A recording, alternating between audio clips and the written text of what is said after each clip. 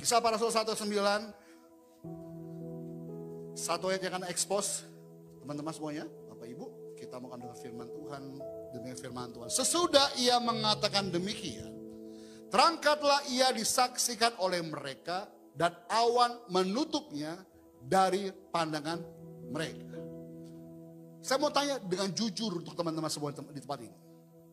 Percaya enggak bahwa benar-benar Yesus naik ke surga? Atau hanya sebuah cerita belaka, cerita dongeng biasa yang orang tua ajarkan sama kita bahwa Yesus naik ke surga loh. Tapi pernahkah yakin bahwa dia benar-benar naik ke surga? Apa buktinya? Jadi sebuah praktisi hukum bilang gini sama saya teman-teman. Sebuah kejadian dapat disebut sah, valid, ada dengan dua variabel. Yang pertama dia punya saksi lebih daripada 2 orang. Yang kedua punya bukti. Kalau Alkitab kita berkata, sesudah ia mengatakan demikian, terangkatlah ia disaksikan oleh mereka. Kalimat mereka itu lebih daripada 1 orang. Berarti variabel pertama disebut sah. Yang kedua harus punya bukti. Kalau teman-teman pada pergi ke Israel, ada Bukit Zaitun. Di sana sebuah tempat ya, ada tapak kaki Yesus, saudara. Agar dijadikan tempat ibadah oleh mereka. Saya pernah coba ke sana 2004, ternyata kaki saya masih kalah besar, saudara. Kaki saya 49 size-nya, kaki Yesus lebih besar lagi. Karena memang fisik orang-orang Timur Tengah lebih tinggi, lebih besar, saudara. Tapi bentuk kakinya bukan karena dia lompat. Tapi seperti orang jinjit, saudara. Atau jinjit ya. Berarti tumpuannya ada depan, saudara. Dan dia benar-benar naik ke sorga. Dengan 2 variabel ini, saya bisa katakan peristiwa ini valid. Amin. Berarti kita bangga punya Yesus. Bangga Pak. Kenapa? Karena dia benar-benar satu-satunya. Kalau saya mau bilang dia manusia, memang dia benar manusia. Kalau dia Tuhan, benar-benar Tuhan. Surah googling hanya satu-satunya. Yesus yang mati, bangkit, naik ke surga. Saudara, saya bangga sekali. Jadi beberapa minggu lalu, saya melayani seorang ibu. Jadi saya maksimalkan medsos saya. Semua aplikasi saya masuk, kecuali micet. Saudara. Karena micet, karena orang itu buruk negatif. Semua aplikasi saya masuk teman-teman. Lalu ada seorang ibu masuk sama saya, inbox. Lalu tanya, Pak, Bapak benar-benar pendeta? Gak yakin saya pendeta. Muka lu Pak, bukan kayak pendeta.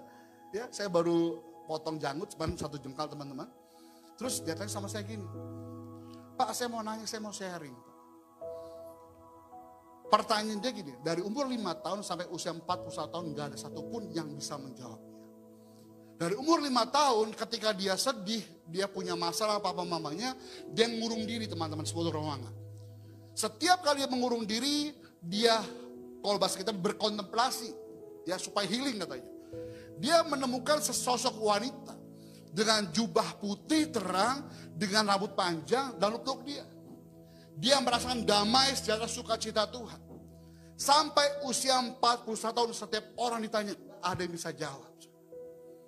Terus ketika dia cerita sama saya bilang ini sama dia, you are the chosen one. Kenapa Pak? Karena bukan kamu yang milik aku, tapi aku yang milik kamu. Maksud Bapak siapa ini, kata dia gitu. Kalau saya bilang itu Yesus, kamu gak akan percaya. Karena kamu gak pernah kenal Yesus. Karena dia backgroundnya dari agama kepercayaan lain, saudara. Saya bilang sama dia gini, you sembahyang, you doa sama Tuhan lu. Kalau Tuhan saya, ya saya itu Yesus yang hidup. Lu tanya dia jawab, lu butuh dia hadir, saudara. Dia sembahyang dengan cara ini. Lalu ketika sembahyang, ketika 3 minggu lalu saya ada di Batam, lalu dia WA saya pagi-pagi jam 7 teman-teman, Pak, saya tahu jawabannya. Dan saya yakin dia Yesus. Kenapa bisa ya begitu? Ternyata ketika dia sembahyang malamnya, dia menjumpai kaki yang bolong, tangan yang bolong, jubah yang terang, rambutnya panjang, dan dia tahu itu Yesus. Akhirnya seminggu lalu dia minta dibaptis, saya layani khusus Bapak Ibu. Kenapa Kenapa bisa percaya teman-teman? Karena bukan kita yang mencari Tuhan. Tapi Tuhan mencari kita. Harusnya saudara dalam jumlah bilangan di jemaat JKI Home ini bangga. Kenapa bangga? Kamu dipilih Tuhan. Setuju ya? Saya mau bicara hari teman-teman. Dirimu dan diriku ada di dalam agendanya Tuhan. Tahu kenapa? Kita buka yuk. Kejadian 3, 8 dan 9. Ini permulaan kenapa harus ada kisah ini, saudara. Kejadian 3, 8 sampai 9. Yuk, yang sudah di sana sama-sama kita baca 1, 2, 3. Ketika mereka mendengar bunyi langkah Tuhan Allah yang berjalan-jalan dalam taman itu pada waktu hari sejuk, bersembunyilah manusia dan istrinya itu terhadap Tuhan Allah di antara dalam taman. 9. Tetapi Tuhan Allah memanggil manusia itu dan berfirman padanya, di manakah? Saya yakin Bapak, Ibu, teman-teman semua sudah hafal ayat ini. Sudah paham tentang perikop ini. Tapi tahukah kamu bahwa ayat 2 ini bicara tentang ular sama Hawa? Sedang diskusi teman-teman. Guru sekolah minggu begini, Pak itu kan iblis. Bukan. Pada saat itu manusia masih bisa bicara dengan hewan, binatang teman-teman. Manusia masih bicara dengan tumbuhan. Kenapa? Karena memang spesial. Belum ada dosa. Ular bilang sama Hawa, apa kata Tuhan? Semuanya boleh saya makan kecuali pohon di tengah taman. Tuhan bilang pohon kehidupan tidak boleh kau makan. Tapi yang dimakan oleh Hawa apa? Pohon pengetahuan yang baik dan buruk. Dia makan, Adam di sebelahnya. Ingat baik, dosa gak mau berdiri sendirian.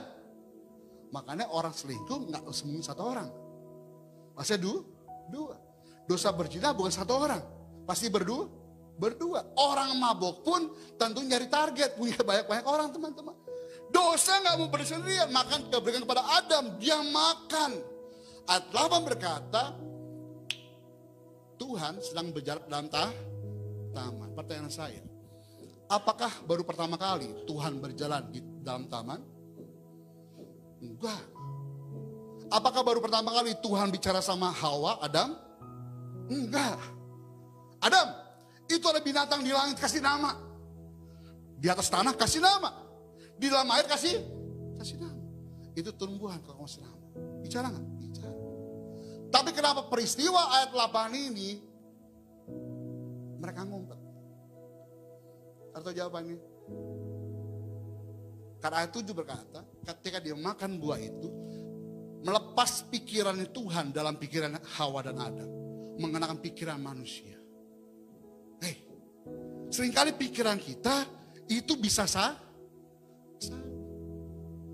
Saya nggak tahu ternyata Pak Farah itu adik kelas saya, dia SMA.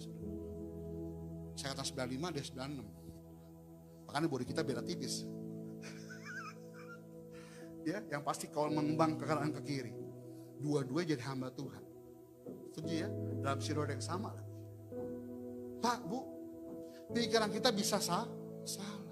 Ketika manusia melihat dirinya, kok telanjang ya? Maka dia mengumpet. Kenapa? Ternyata dosa pertama kali adalah dosa ketakutan, saudara. Karena ketakutan inilah dia menjalar sampai kita sekarang. Sekarang saya mau tanya, apakah Bapak Ibu ada yang gak pernah ketakutan? Ini tanggal berapa sekarang? Pak, tanggal jatuh tempo, Pak. Senin belum bayar, Pak. Kemarin pemerintah ngomong, mulai ganjil genap diperluas. Adik saya panik. Kenapa? Ya, nggak bisa terjemput lagi dong. Kena ganjil genap. Panik gak? Panik. Aduh Pak, belum bayar cicilan ruko Pak. Pak Iwan pernah ketakutan? Pernah. Manusiawi nggak? Manusiawi. Karena dosa menjalani satu orang, begitu pula ketakutan. Dia nggak pernah tebang pilih, dia presiden kah, dia pendeta kah, atau saudara kah, nggak pernah tebang pilih. Saudara. Makanya Tuhan bilang apa? Di manakah engkau? Tuhan sudah punya inisiatif, proto evangelium, dia mendatangkan keselamatan dalam diri manusia oleh Tuhan. Tuhan bilang gini, berarti Tuhan OPL jahat ya Pak ya? Kenapa emang ya? Udah tahu dia berbuat dosa, kenapa diusir? Enakan Tuhan PB Pak. Yesus enak Pak, udah kita gak usah sebut nama Yahweh Pak. Gak usah sebut nama Tuhan Pak. Karena Allahnya PL jahat. Lihat baik, ayat 21. Kejadian 3. Tuhan kita dahulu, sekarang selama-lamanya tak pernah berubah. Tuhan Yesus tidak berubah. Setuju ya? Ayat 21. Dan Tuhan Allah membuat apa? Pakaian dari kulit binatang untuk manusia, untuk istrinya itu, lalu mengenakan kepada mereka. Pertanyaan saya gampang, di Eden ada Uniqlo? Ada H&M? Gak ada Matahari, gak ada Ramayana. Dari mana pakaian itu? Kalau baca ayat, coba berfragmental, saudara. Gimana kira-kira ya? Kok kulit binatang bagaimana caranya? Inilah penumpahan darah pertama yang terjadi di muka bumi. Orang bilang ini, Pak, Eden tuh di sorga Pak. Pak, Bu, Eden ada darah Irak Pak. Pertama kali terjadi, Tuhan ambil kulit binatang yang terbaik. Ingat baik, jantan. Tidak bercacat celah. Betul ya? Sehat. Ya, potong, darah tumpahkan, dia kenakan kulit binatang. Supaya apa? Supaya manusia ketika keluar dari Taman Eden, ada bukti penyertaan Tuhan. Nggak ada aminnya. Ada rencana Tuhan untuk penebusan dosa mereka. Sejak saat itulah imamat ngomong, korban penghapus dosa, korban pengampunan dosa, korban penebus dosa harus berupa darah. Pak Ferel datang sama saya sebagai imam. Pak Bimo, kemarin saya dusta sama istri saya Pak. Kenapa? Iya Pak, istri saya tanya, itu duit yang di amplop di dalam laci duit siapa? Pak Ferel bilang, duit setan. Kenapa? Udah gue umpetin ketahuan sama lu. Bohong sama istri. Alkitab kita berkata, jangan berdusta. Datang sama saya, Pak Bimo, harus apa yang saya lakukan? Oh Pak Ferel, karena kamu berdusta, ingat baik, di PL ada dosa besar, dosa kecil. Karena kamu berdusta, kamu baru terkukur. Datang sama saya potek kepalanya, darah saya tumpahkan, saya bakar, Pak Ferel diampuni Tuhan. Datang Pak Robi misalkan, Pak Bimo, apaan? Kemarin saya mencuri uang persembahan gereja. Dosa Pak. Apa yang saya lakukan? You bawa domba ke sini. Dombanya harus jantan, tak bercacat celah, sehat sempurna, giginya nggak boleh patah. Datang, saya sembelih dombanya, lalu saya curahkan di tutup pendamaian. Lemak-lemakan saya bakar, dukupan, dan harum bagi nama Tuhan. Dosa diampuni. Peristiwa itu sampai kepada Yesus pada Paskah, pada Jumat kemarin. Dia harus menjalani 33 tahun umurnya. Pas tepat, kenapa 33? Karena orang Yahudi dewasa untuk melayani Tuhan umur 30. Saudara, kenapa 30? Face-nya semua sama. Contoh, Bapak Ibu coba lihat foto pahlawan nasional kita. Kenapa wajah selalu ambil yang paling muda? Dan rata 30 tahun. Karena wajah itu gak pernah bisa berubah setelah 30 tahun. Saudara, setelah 33 ngapain Bapak Ibu? Dia harus menanggung segala dosa saudara saya. Jantan gak? Iya. Tak bercacat celah. Loh kok itu Pak? Dia laki-laki murni.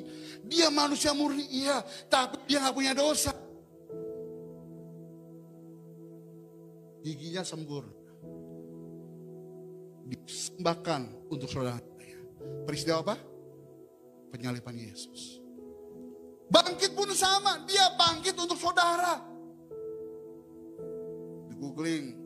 Untuk saya khotbah minggu lalu di Paskah SMA kami. Pak, Bu. Saya udah dua momen. Paskah sebuah kampus umum. Dan SMA kemarin. Yang hadir bukan orang Kristen. Mereka pakai tutup saudara. Wah saya bangga. Saya khotbah penginjilan saudara. Saya bilang ini, kekristenan itu hablum minallah dan hablum minanas. Itu kenapa gambar salib. Kasihlah sama manusia, seperti dirimu sendiri dan kasihlah Tuhan alam. Itu kenapa Yesus datang. Dia manggut-manggut. Bagi siapa yang percaya tidak binasa, manggut-manggut. Katakan amin. Amin. Paling senang penginjilan saudara. Pak Bu, peristiwa inilah sampai pada kenaikan. nanti kedatangan 2 kali, dia menjemput saudara saya. Tahu nggak intinya apa, saudara? Dari mulai pada kejadian pasal 3 ini, semua bicara dirimu dan diriku di benaknya Tuhan. Halo, bangga nggak? Bangga. Yang bangga sama Tuhan angkat tangannya. Berikan tepuk tangan bagi sebagian saudara. Saya bangga, saudara. Kenapa? Ternyata Alkitab kita berkata, ayo kita buka yuk. Dalam Yohanes 14 ayat 2 sampai 3. Ini saya berulang-ulang saya baca, apa saya salah pahamin atau enggak. Tapi ternyata benar-benar Tuhan targetnya hanya dirimu dan diriku. 14 ayat 2 sampai 3. Di rumah Bapakku banyak tempat tinggal. Jika tidak demikian, tentu aku mengatakan kepadamu. Kenapa dia bisa ngomong gini? Karena dia datang sorga, maka dia tahu tentang seluk-beluk tentang kerajaan sorga. Saya tanya Pak Iwan, tahu nggak Pak Irwan, Rukoh JKI Home tahu? Apa ciri-cirinya Pak? Ada spanduk home di depan. Ternyata nggak ada tadi. Saya naik ojek nyasar, sudah. Ditanya lagi, cari pintu coklat Pak. Betul ya? Kalau saya tanya Pak, lantai 2 isi apa? Lantai 2 isi ruang ibadah. 3 ngapain Pak? 3 bla bla bla. Kenapa? Karena dia tahu benar bagaimana ruko ini. Setuju ya? Yesus tahu benar tentang sorga. Kenapa? Karena dia berasal dari sana. Kalau tidak demikian, dia gak bakal ngomong katanya.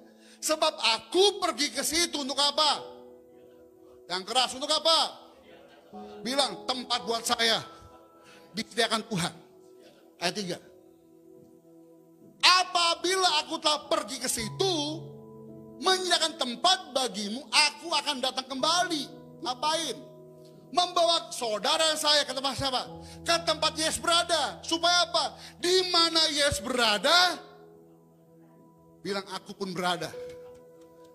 Hey, men, bangga gak? Di benak Yesus dari peristiwa kejadian pasal 3, peristiwa pasca penyaliban, kebangkitan, hari ini pun cuma satu. Dirimu dan diriku adalah agendanya Tuhan, saudara. Halo, saya bingung kadang-kadang orang Kristen. Udah jadi pendeta, udah pimpin jemaat, tiba-tiba jual Yesus, saudara. Waktu momen yang lalu, beberapa tahun lalu Bapak Ibu, saya di Batam, di Natiban, tiba-tiba sebuah corong ngomong ini. Hari ini telah terjadi keselamatan bagi mereka. Lalu kesaksian ada seorang mantan pendeta jual Yesus. Lalu dia kesaksian mantan pendeta ini. Dia pakai ayat Matius 7:7. Minta diberi, ketuk pintu dibukakan, cari mendapatkan. Betul? Saya sudah minta Pak. Bilang itu khotbah lagi. Khotbah pakai Alkitab, tapi on bagi gua. Saya minta Tuhan, anak saya belum bayar sekolah, dia tinggal di Papua pedalaman Pak. Persembahannya bukan persembahan rupiah, singkong, ayam, babi, semua sumber alam. Saya minta bayar sekolah, anak saya nggak bisa bayar pakai babi Pak sekolah, harus pakai uang. Berbulan-bulan anak saya tunggak uang sekolah, belum bisa bayar Pak. Yesus bohong. Kenapa? Katanya minta diberi. Bukankah itu sering kali doa saudara untuk sama Tuhan? Tuhan bilang minta diberi. Umur 30 udah dapat jodoh Pak Pendeta. Yang nama Firdaus gak ada. Yang nama Jibril aku sikat juga Pak. Yang penting laki-laki. Pak, katanya minta diberi Pak, saya mendapatkan. Aku naik jabatan, belum naik jabatan apa. Ada tawaran Pak, Prestir BUMN Pak. Tapi saya cuma satu, jual ya. Dia ambil sama dia. Pak, Bu, semua yang kau pikirkan, yang kau minta, saya cuma ngomong ini, hanya memuaskan hawa nafsumu. Setuju ya? Itulah saya bilang tadi, mindset manusia hanya ngomong it's all about me, egosentris. Tapi kalau kita bicara tentang Kristosentris, pikirannya Tuhan, di balik it's all about you, not me, kata Tuhan. Peristiwa kenaikan hari ini pun sama. Dia cuma mikir bagaimana saudara itu bersama-sama dengan Tuhan. Ingat baik, ketika dia naik surga, dia ngomong apa? Aku akan mengutus penghibur, penolong bagimu. Supaya saudara saya nggak sendirian. Berarti agendanya itu apa? Diri kita. Matius 28 ayat 19-20. Matius 28, 19-20. Matius 28, 19-20. Saya yakin Bapak Ibu pasti ingat ayat ini. Karena setiap tahun pasti dikhotbahkan. Tapi saudara tahukah apa yang harus kita lakukan hari ini? Karena itu pergilah. Ya, Tuhan ngomong nih. Ya, Tuhan ngomong dulu. Nanti setelah 40 hari kita janjian yuk. Janjian di mana? Di Galilea. Di mana? Di Betania. Supaya apa? Supaya saudara lihat kita, katanya. Nah Tuhan, ini loh, aku benar-benar hidup. Dia makan ikan bakar sama-sama. Dia bisa bicara sama-sama. Dia berfellowship sama-sama teman-teman semuanya. Sampai Thomas ngomong, aku gak akan percaya kalau gak menunjukkan jariku ke dalam lambungmu, ke dalam tanganmu. Sebentar dulu, katanya. Aku dan tubuh kemuliaan, belum waktunya, katanya dia. Ngumpul sama-sama. Ayat 17, naik dulu. 17, 11, 19 kita bahas. Matius 28, 17. Ketika melihat dia, mereka menyembahnya. Murid-muridnya orang-orang berbondong-bondong ikut Yesus. Lihat, iya bener ya. Dia hidup loh 40 hari. Dia makan loh. Mereka menyembah Tuhan. Tetapi beberapa orang ragu-ragu. 3,5 tahun sama Yesus.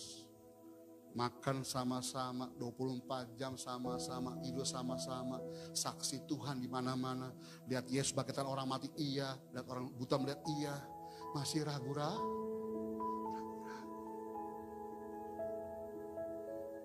Pak, Bu, ternyata bukan berapa lama saudara jadi orang Kristen menentukan kualitas saudara.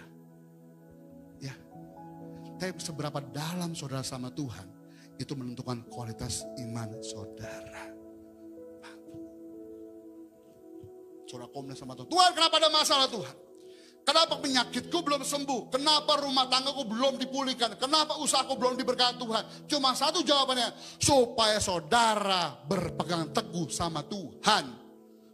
Saya punya 2 ekor monyet. Yang satu naik pohon kelapa. Di atas angin kencang. Terus yang bawa lagi, bagaimana di atas? Kata teman satu lagi, mantap.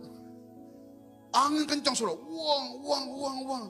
Yang bawa gini, pasti jatuh. Kenapa? Anginnya kan kencang. Di benak otak monyet pertama, pasti jatuh. Ternyata monyet di atas pinter. Karena dia tahu dia pegang pohon yang kuat, maka dia pegang erat. Sekencang apapun pohon, dia tetap melekat. Akhirnya begini, tidak gantian, gue turun. Yang kedua naik sudah. Yang bawah nanya, bagaimana di atas? Mantap. Dia kok gak ada angin nih ya? Angin spoi-spoi. Wah, pasti gak bakal jatuh. Kenapa? Gak ada angin kan? Gak berapa lama. Jatuh. Kenapa jatuh? Ternyata monyet di atas terbuai. Mengantuk sudah. Apa yang kita bisa pelajari kisah ini teman-teman? Seringkali kita dengan jalan kisah monoton. Pak puasa udah loh Pak. Pak Aaron bilang penyembahan yang kuat. Udah loh Pak. Persembahan harus rajin. Udah loh Pak. Pak Aaron bilang harus rajin. Ibadah pagi jam 5. Udah loh Pak. Ibu Wanda bilang ikut Zoom hari Jumat. Udah loh Pak. Semua yang Bapak Ibu bilang sudah saya lakukan loh Pak. Tapi gak ada perubahan loh Pak. Akhirnya apa Bapak Ibu? Imannya gak berkualitas.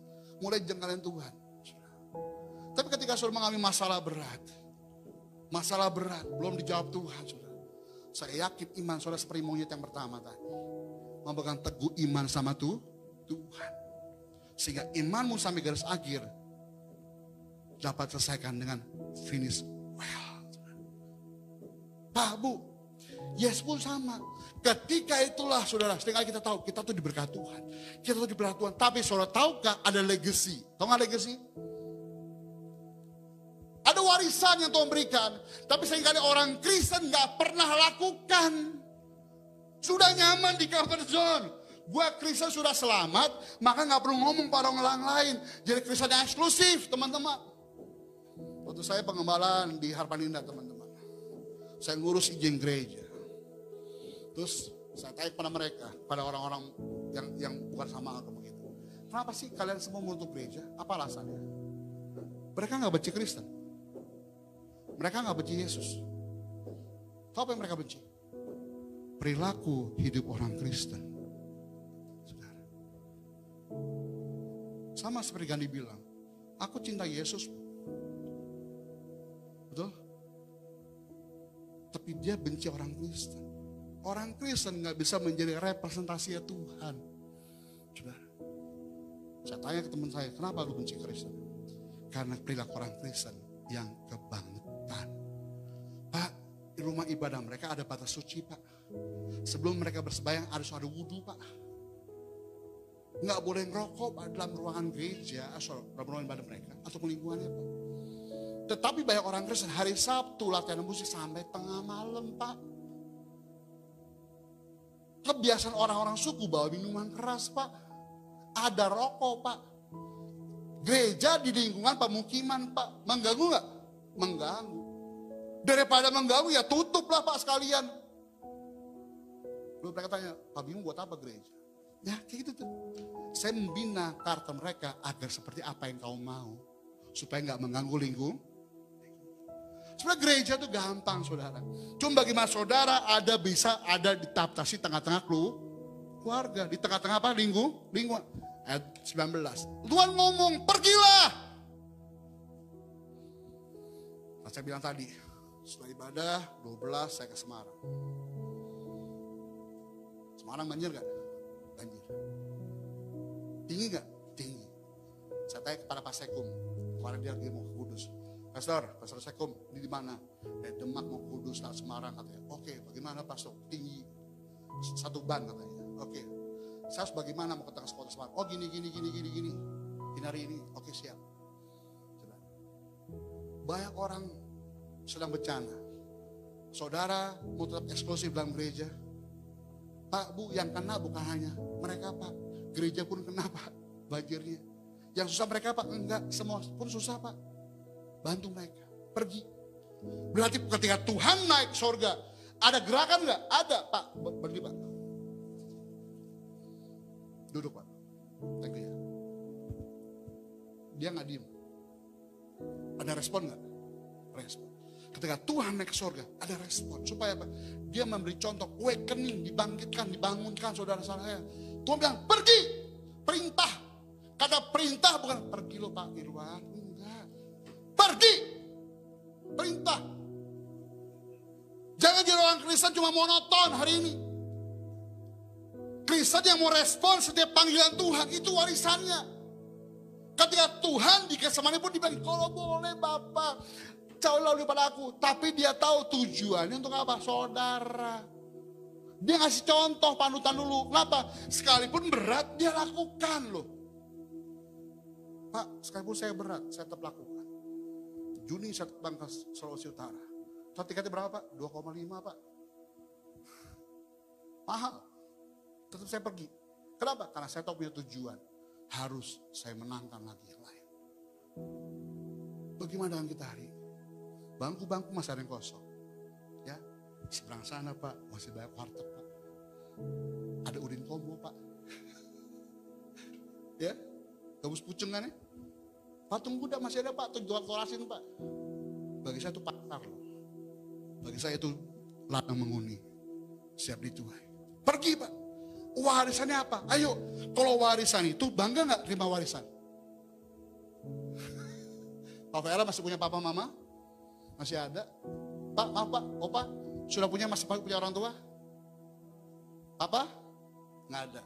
Biasanya warisan diterima kalau orang duanya nggak punya, dua-duanya nggak punya kan ya? Notaris datang. Pak Bimo, iya, papamu berpesan Pak, kalau udah nggak ada, ini lo hak-hakmu. Bagian persentasenya Pak, bangga nggak? Bangga. Punya warisan nggak? Punya. Punya hak nggak? Punya.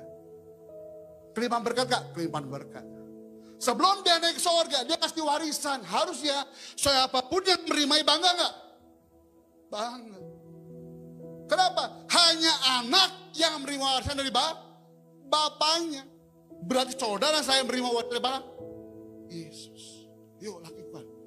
Pergi. Jadikan semuamu muridku. Murid itu, saya ulang ini ya. Orang Kristen konsep ini, Pak, kalau penginjilan itu harus menangin jiwa, Pak. Penginjilan itu harus baptis orang, Pak. Wah, kalau saya ngomong A, berarti saya follow up sampai jadi, Pak. Enggak. Paulus ngomong ini, ada yang menabur, menanam, menyiram, dan menuai. Mungkin bagian saya 3 minggu lalu, bagian saya menuai. Betul ya? Tapi kita nggak pernah tahu, berapa puluh tahun lalu mungkin pernah dia tanam orang lain. Lakukan dulu, Pak, pemberitaan Injil.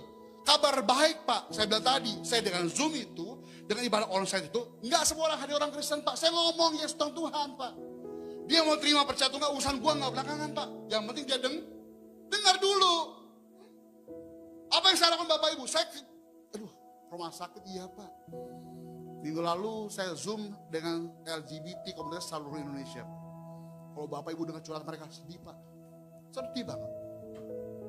Lebih saya tuh fisik saya laki-laki, Pak. Tapi jiwa saya perempuan, Pak. Jiwa saya terkungkung dalam tubuh laki-laki, Pak. Tolong bebaskan saya, Pak. Apa yang mau gue bebasin? Saya bilang sama dia gini, Ses, non, tante, om, gue bingung ngomong nama lu apa. Karena gue bilang laki-laki dan perempuan. Kalau laki-laki meninggal almarhum, perempuan almarhum, kalau lu meninggal aluminium. Gue gak jelas satu apa.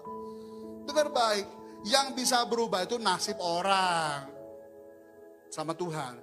Kalau kodrat, lo mau tenging dalam nama Yesus, kodrat gak bisa berubah. Paham ya? Kodratmu laki-laki, Pak.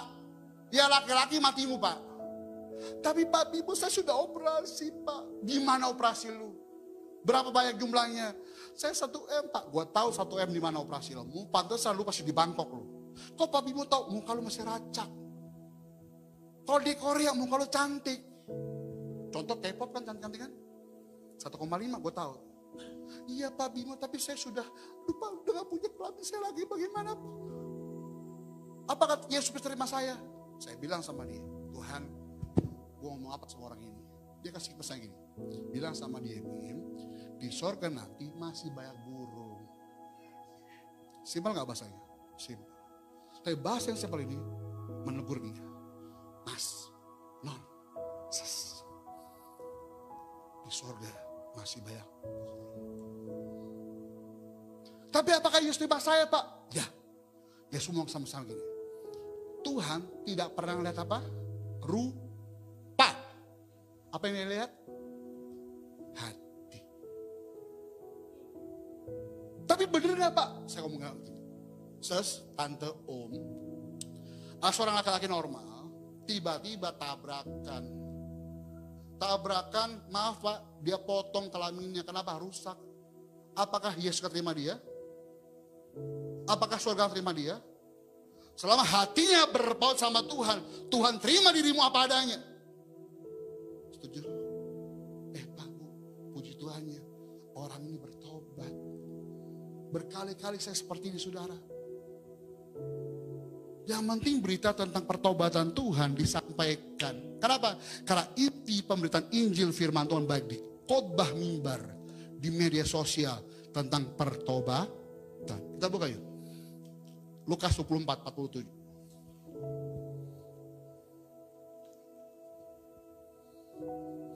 Dan lagi dalam namanya berita tentang apa? Pertobatan dan apa? Pengampunan dosa harus disampaikan kepada segala bangsa, mulai dari Yerusalem, mulai dari lingkungan terdekat kita, berita utama pertobatan, pengampunan dosa. Bukan tentang yang kaya diberkati, yang miskin diberkati. Tuhan bilang jiwa itu lebih penting, saudara. Makanya ketika sebelum dia ke surga, dia kasih warisan. Warisan apa? Yuk ngomong tentang Tuhan kepada semua orang. Ada 2 hal yang gak bisa diikat disentuh oleh hukum. Kita bicara kasih.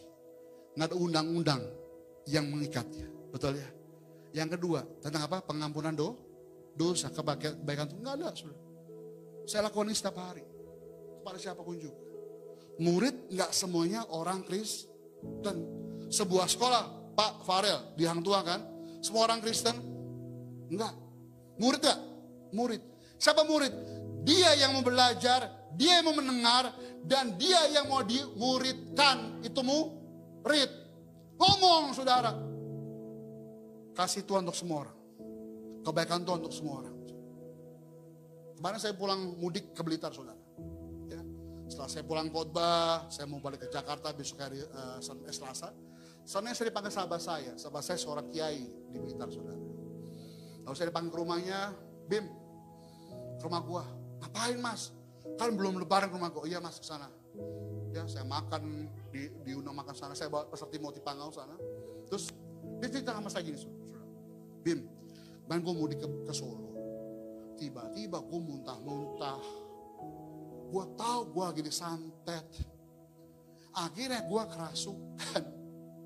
Gua disantet kena. Karena gue tahu pernah ngebaca lo di mimbar dan gak bisa disantet. Karena orang Kristen ada kayak kabut selaput yang nutupin Pak Bu. Man, jangan pernah takut orang Kristen bisa disantet Pak. Saya percaya itu Roh Kudus yang menaungi kita. Dia gak bisa baca saya. Karena dia tahu dia pernah uji saya. Maka dia minta didoakan Pak. Gue makan siang kelar. Bim doain dulu. Gue makan dalam nama Yesus. Emang kenapa? Karena malam gue mau tausiah Bim. Di pesantren, gue takut kena santet lah. Doain Pak, dalam nama Yesus. Pak, rumah gue rapin. Dalam nama Yesus, setiap jengkal tempat. Minimal nama Yesus diberitakan enggak? Urusan belakang dia percaya atau enggak? Yang penting saya memperkatakan siapa dia? Yesus. Itu maksud saya. Jangan pernah malu, jangan pernah ragu, jangan pernah takut. Ngomong Tuhan Yesus memberkati lo. Halo, Tuhan. Saudara pas ke rumah, Assalamualaikum. Pernah ngomong shalom? Pak Bu, sehat ya? Alhamdulillah sehat. Pernah gak puji Tuhan sehat? Akhirnya aku berkata, barang siapa malu mengakui aku pun malu mengakui engkau di hadapan Bapakku. Halo. Warisan inilah yang harus kita lakukan hari saudara. Beritakan kabar baik ini tentang pengampunan dan pertobatan. Yang kedua, saya suka dengan kata metanoia. Apa metanoia? Perubahan. Pak Ferel, guru apa Pak? Pak. Waktu SMA, kita pernah belajar biologi. Zaman saya biologi ya, mungkin IPA ya kali ya. Pernah dengar kata ulat, kepompong, kupu-kupu? Apa disebut namanya? Metamorfosis. Dia ngambil adopsi metanoia, bahasa Yunani sama, saudara. Metamorfosis dari apa? Ulat, kepompong, kupu-kupu. Ini gambaran saudara. Kenapa tuh bilang ayo harus metanoia? Karena ketika orang lihat ulat, jijik nggak? Ulat, ulat. Kepompong orang nggak pernah lihat prosesnya. Kenapa? Karena selalu tertutup, menyendiri. Maka ketika orang bertobat, pasti dia geser. Kados, memisahkan diri, retreat katanya. Di retreat ulang, di treatment ulang saudara. Tapi ketika sudah menjadi kupu-kupu, dia keluar, dia bangga dengan sayapnya. Orang selalu melihat apa? Antara ulat atau kupu-kupu. Masa sudah bertobat balik ke ulat lagi? Harus selalu bangga dengan sayap saudara hari ini. Sudah indah, sudah mengembang, sudah luar biasa ya. Itu metanoia saudara. Sudah berbalik, saya jalan ke sana ke Bu Wanda. Gue balik lagi ke sana. Itu bukan bertobat. Itu bertomat, tobat kumat. Yang kedua yang Tuhan ingatkan bagi kita hari ini. Warisannya apa? Kita buka yuk. Kisah 1, Lukas 24 ayat 48. Ayat terakhir, 48. Lukas 24, 48. Sama-sama yang keras 1, 2, 3. Tepuk pundak saudara. Aku saksi di sekarang ini. Aku saksi dari Tuhan. Amin. Koinonia, diakonia, marturia. 3 prinsip pelayanan gereja. Apa diakonia? Melayani sesama manusia. Apa koinonia? Persekutuan orang percaya seperti ini. Apa marturia? Kesaksian. Tahu kenapa saudara Pastor Adi Simon itu begitu dikenal orang-orang? Karena dia punya Yesus, maka dia punya segala-galanya. Ketika dia bisa menceritakan siapa Yesus Tuhan, dan dia gak pandang bulu siapa mereka. Banyak orang yang belum kenal Yesus Tuhan, ikut saudara. Kemarin di Sulawesi Utara, udah kayak mengunjung didatangin oleh artis, udah penuh. Yang datang bukan orang gereja saja. Orang yang datang semua suku, semua agama datang. Kenapa? Karena mereka butuh apa? Jawaban. Kok jawaban Pak? Yang sakit butuh sembuh gak? Sembuh Pak. Yang lu butuh jalan gak? Butuh jalan Pak. Dia butuh jawaban gak? Jawaban. Setelah doa, saya doa dalam nama Yesus ya. Dalam nama Yesus, itu Jesus name. Betul ya? Yang dia ngomong siapa?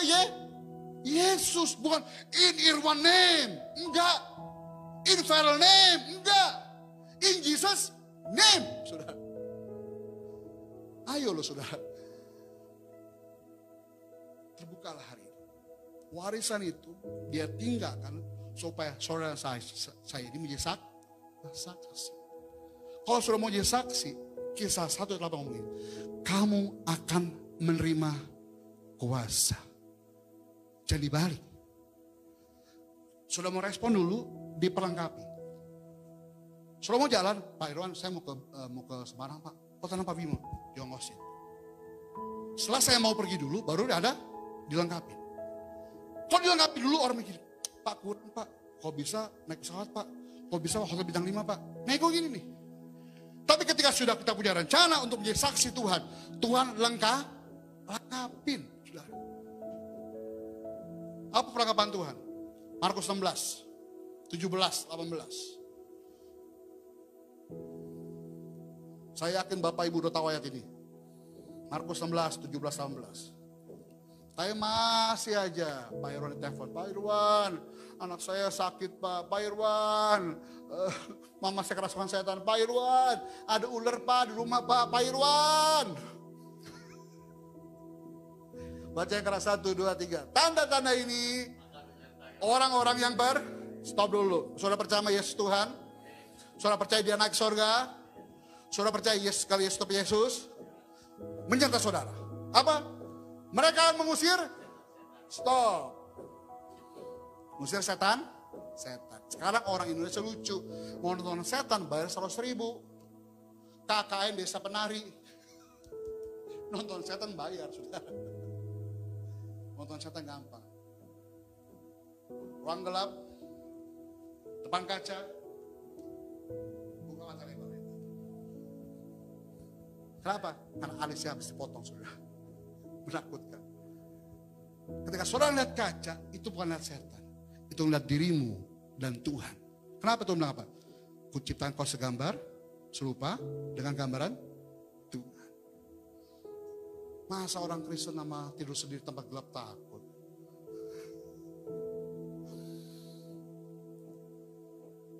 Karena saya gak bisa pikir saudara.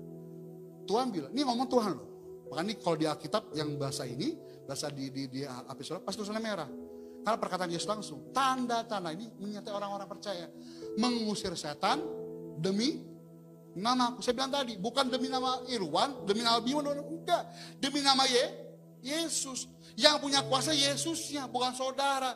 Tapi saudara disertai Tuhan, ada kuasa Tuhan. Lalu, berbicara dalam bahasa-bahasa yang baru, ingat baik. Orang bilang, Pak ini bahasa roh ya Pak, bahasa lidah ya Pak. Ada 2 kalimat, senolalia, glosolalia. Nanti nih, berarti minggu depan ya. Itu pencurahan Roh Kudus kan, Pentakosta kan. Wah semua gereja-gereja ini mulai tanggal malam nih. 10 hari kan. 10, oh mereka menghanu. Aduh aku berbahasa roh Pak, berbahasa roh Pak. Pop, diajarin. Dengerin, direkam. Oh gini, lafalnya gini. Pak. Yang di sini ini bukan glosolalia. Yang di sini senolalia Pak. Senolalia apa sih Pak? Dulu yang saya ngumpat orang dasar lu. Disalip mobil orang lain buka kaca. Dasar lu dasar lapo, gitu.